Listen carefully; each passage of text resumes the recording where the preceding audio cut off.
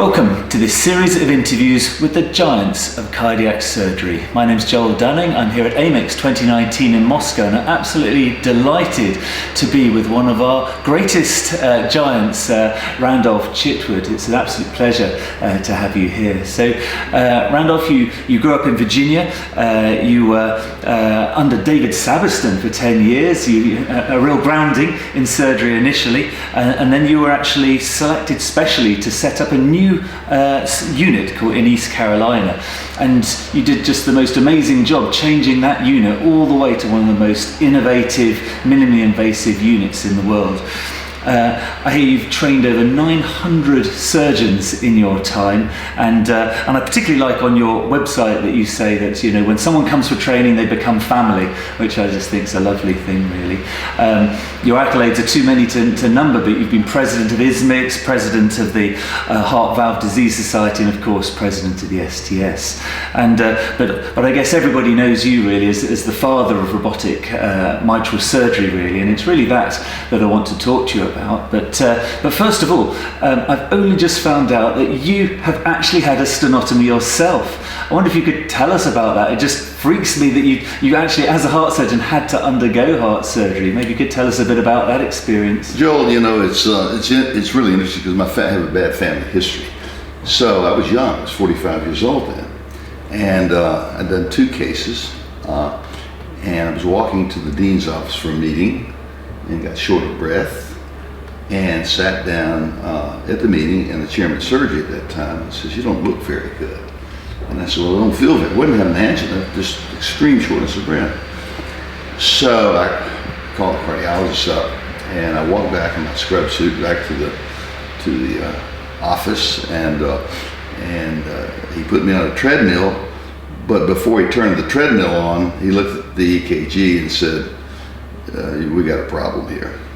And so that night I was admitted myself. I walked up to the ICU and admitted myself. Your own unit. My own unit, and basically still in my scrub suit from the day. And they put me on heparin, and the next morning I got cath early, and there was a big clot in the circumflex artery.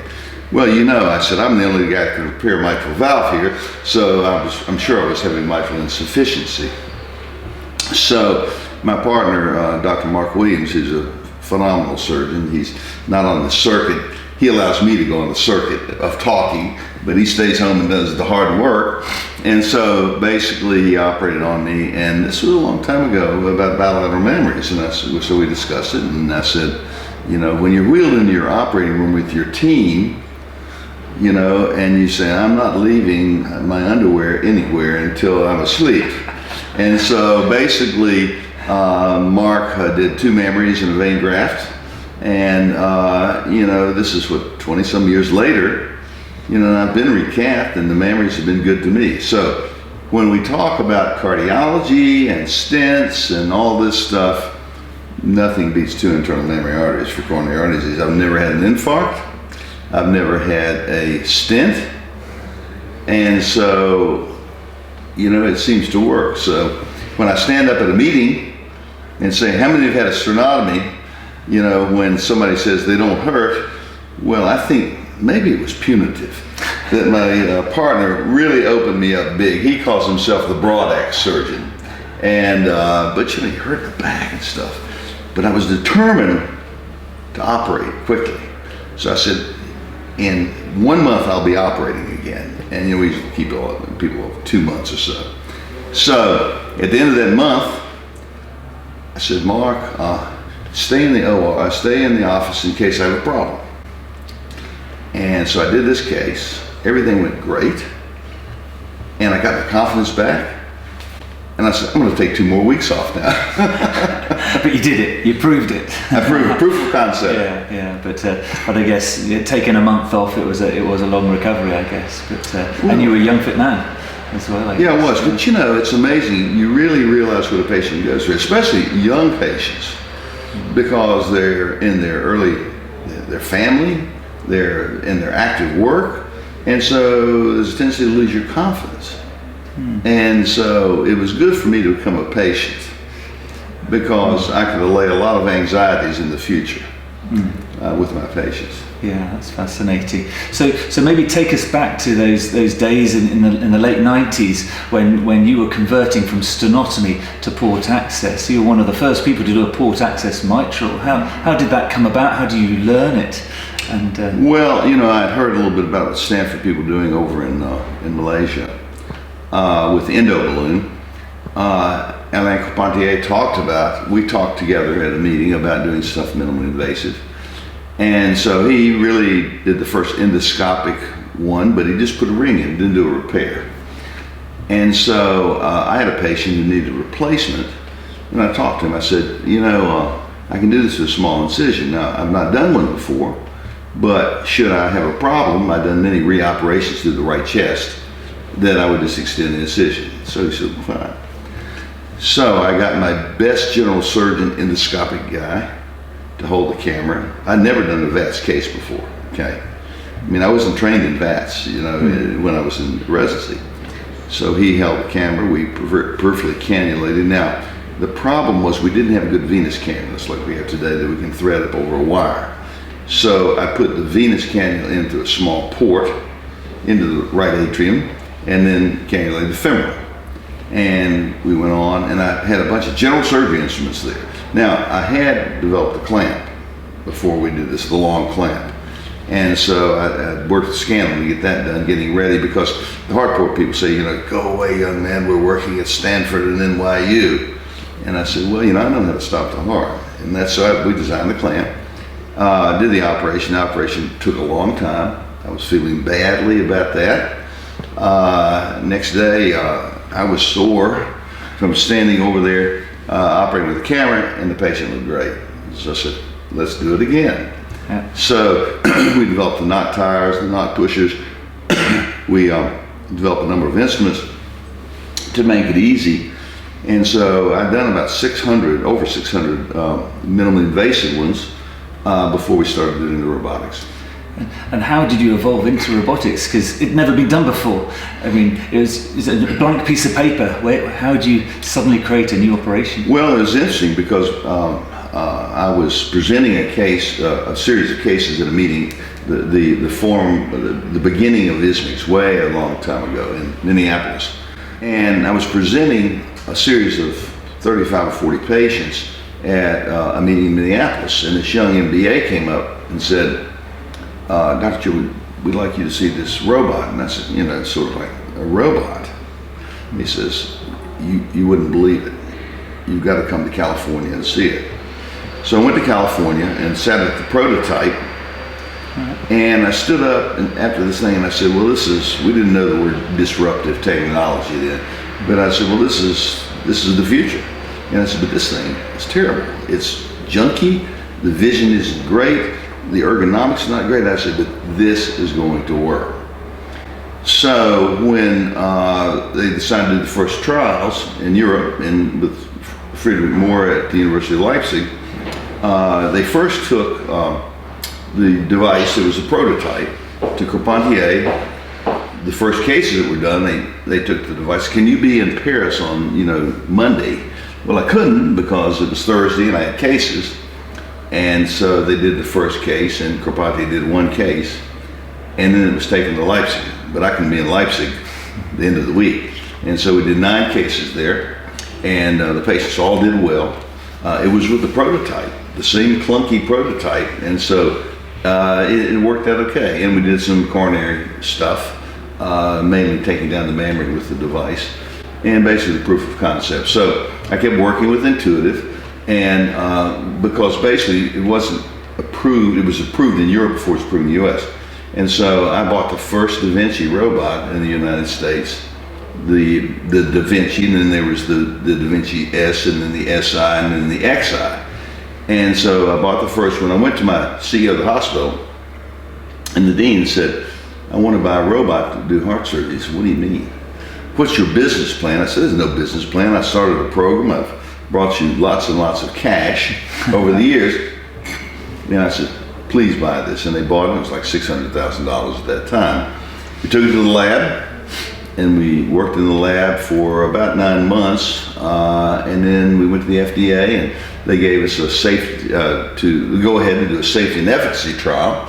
We did 20 patients. They all did well. The first case was interesting because, you know, if that one doesn't work, it's not like the old days. We'll try another one. You know, if that one doesn't work, and it was a lovely lady. And I said, why in the world would you let me operate on you with this device? She says, and she was a Swiss lady living in the U.S. She says, because my son is an orthopedic surgeon, and he does everything with cameras, and I trust you. So did the operation. Of course, she did very well. Then after that first trial, the patients all did well. We did a multi-center trial at 10 different centers, and we had no mortality, and I don't think we had any complications either. And even with different surgeons operating with different teams, the device was then approved for clinical use. By that time, that we were still using the first generation. We did a number of cases. We had to tie all the knots by hand or by robot hands. Yeah. So it took a while to do the operations, and then the criticism was, well, it takes too long, and you won't get good results, and you'll be injurious to the patient. Well, none of that was true. Then we got some little titanium clips, little spring clips, which worked for a while, and they worked for us, but they took them off the market for several reasons. I think that there was, because one of the companies bought it, and then later on we're using these titanium clips now, which really speed up the operation. So I did over 1,000 operations, over 1,000 mitrals with the device. And then I compared my results with minimally invasive to robotics, and it was the same, and then to a sternotomy, it was basically the same. So that was sort of the evolution. But you know, that's a circus trick if only one person can do it.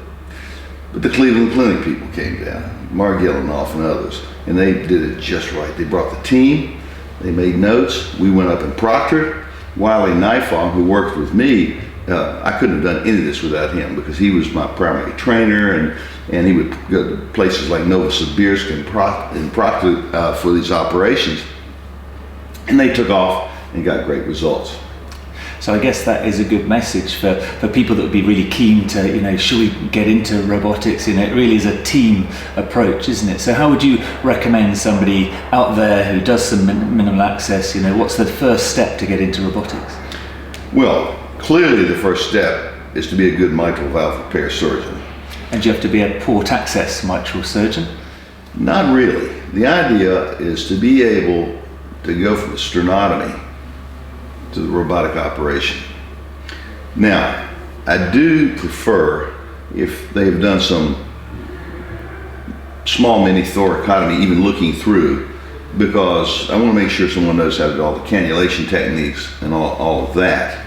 But usually someone who's like Mark Gillenoff, or you know, Rakesh Suri, or some of these guys, Tommy Mihalovich, and there are a number of people, you know, Dr. Murphy in Atlanta, and they were great mitral valve repair surgeons. And they adopted it very quickly. The team issue was the hardest thing, because getting people synchronized, you're on the heart-lung machine, the time is of the essence to do the operation. And basically, once they got the team together, then, you know, 20 cases, they were really comfortable with this device, because you totally become ensconced in the operative topography. I mean, you are living inside the heart, essentially. Better people. Jim Cox asked me yesterday, so why would you do the robotics? So what is the advantage? I said, the advantage is visualization and the ergonomics. Left fibrous triglone stitch is tough to take through a small incision, or even a big incision sometimes, putting mitral in. So you do this, with the robot, you just switch over to the non-dominant hand. There's no tremor, and you take the stitch.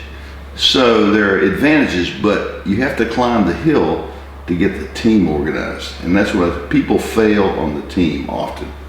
And what is the tip to getting a team to work together? Is it proctoring? Is it practice beforehand? How do you teach people? Well, the first thing is we do machine training, whether it's at the Intuitive office, where they have about 15 of these devices.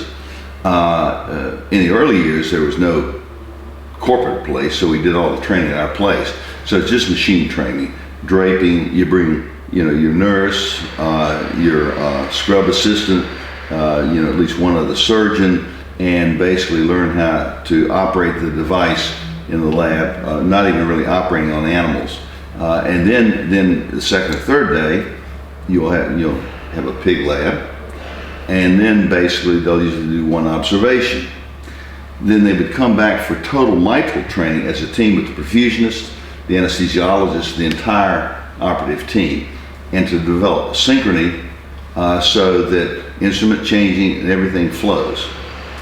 Then once that's done, you go back to the home institution, and basically they train there sort of as a planning training, and then we would go up and proctor them for 1 or 2 or 3 cases.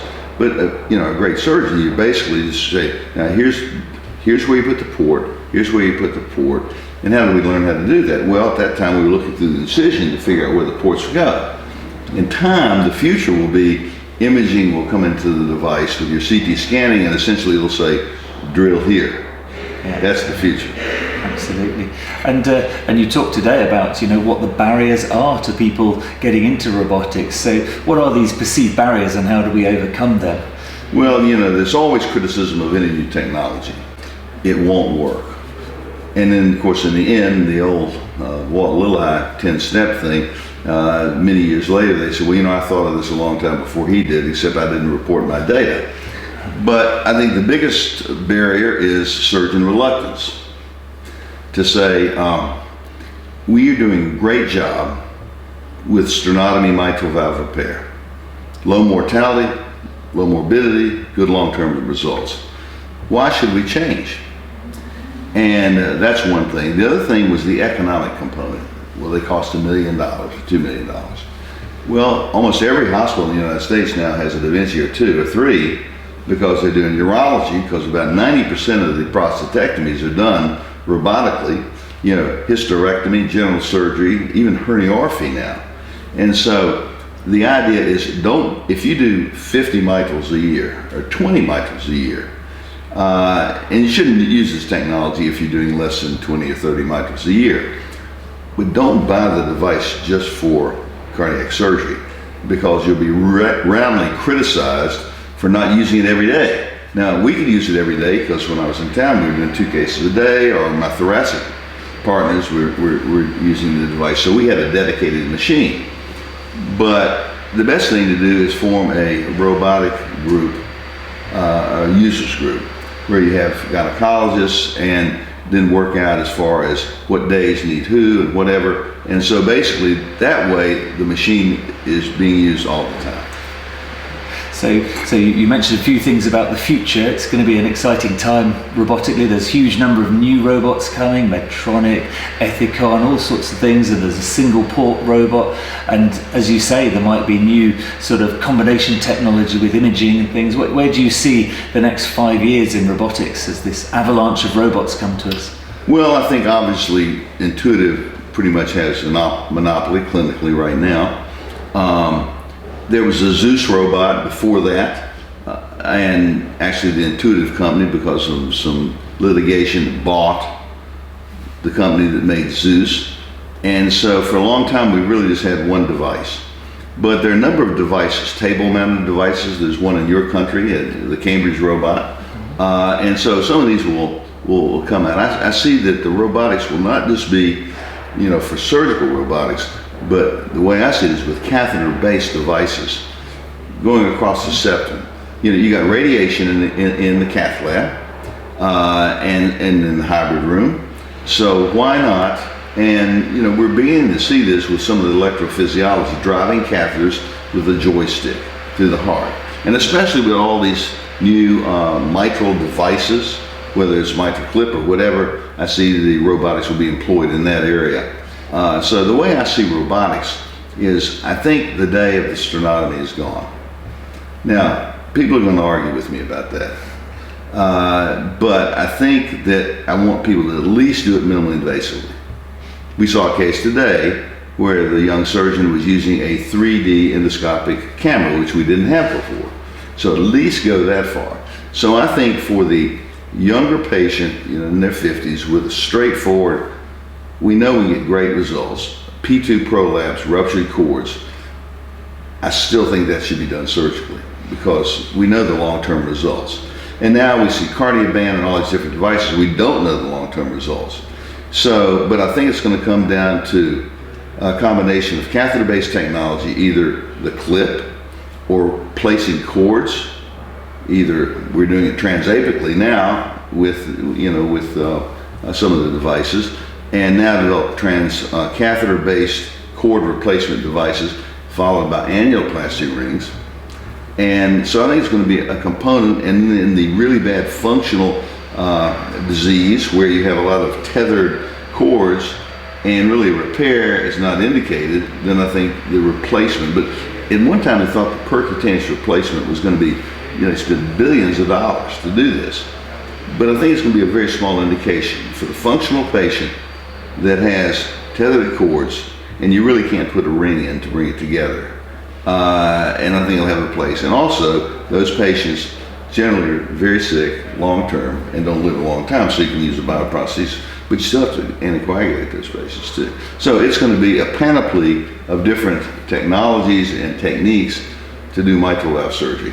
Yeah, so winding up, sort of, what would you say to some new young surgeons? They're thinking about cardiac surgery, maybe they're a bit worried about, will the mitral go the same way as aortic, but is it going to be it's going to be an exciting future for cardiac surgery? And would you still recommend it if you had your time again? Oh, absolutely. I think, but it's a different kind of cardiac surgery than when I came along. There were the cardiologists and there were the surgeons. Now we're the structuralists. And I think if the young surgeon is not learning other structural techniques, like in Europe they call it TAVI, in the US call it TAVR, the mitral clip. Now, it was pretty easy in my place because I made the rules, because I started the Heart Institute and all this stuff. So everything was multidisciplinary. We would alternate with a TAVR between the cardiologist and the surgeon working together. Same way with the mitral clip. So our young surgeons had wire skills. Even some of the older guys really got into the wire skills. And I think, young surgeons need to know echocardiography to the nines, understand something about MRI imaging and myocardial viability. They need to know about some of the, all the catheter-based techniques. And, I don't think they're going to go down and be putting stents in coronary arteries. Because I think that's what you'd be doing all day, because you don't see the patient first. But I think all these other things they have to embrace, and I like to call it the cardiovascular specialists. Now, when all the societies come together and the moon lines up correctly, that's when we'll really have the cardiovascular specialists, either the imager, the surgical interventionalist. And there are some young surgeons that are now trained in the cath lab and are becoming the surgical. We saw Dr. Restovelli here yesterday, who's a cardiac surgeon here in Moscow, but he's also an interventionalist, an electrophysiologist. So that's what we're going to see, and that's the future. Yeah, well, that sounds like a very exciting future.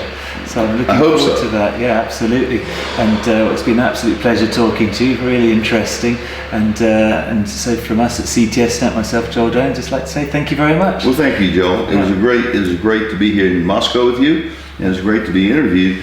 I like to tell the story because it's only the beginning. It's the nascent part of the future, and you want all the young people to embrace these things. We've proven concept.